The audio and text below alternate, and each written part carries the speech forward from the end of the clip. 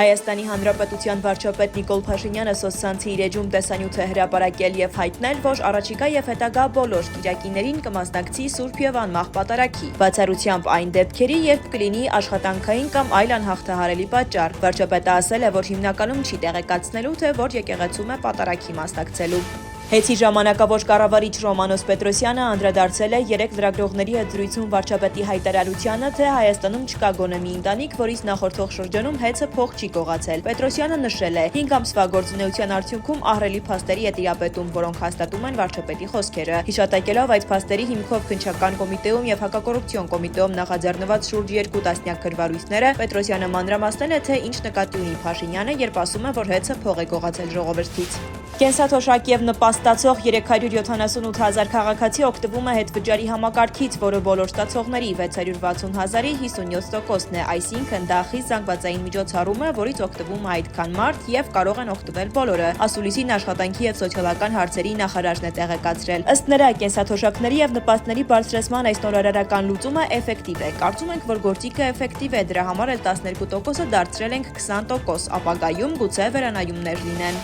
Եղարքունիքի մարզի Վարսենիս քաղաքի բազմաբնակարան շենքերի տանիքները հիմնանորոգվել են, ինչպես խոստացել է խորագրի ներքո Փաշինյանն է տեղեկացրել։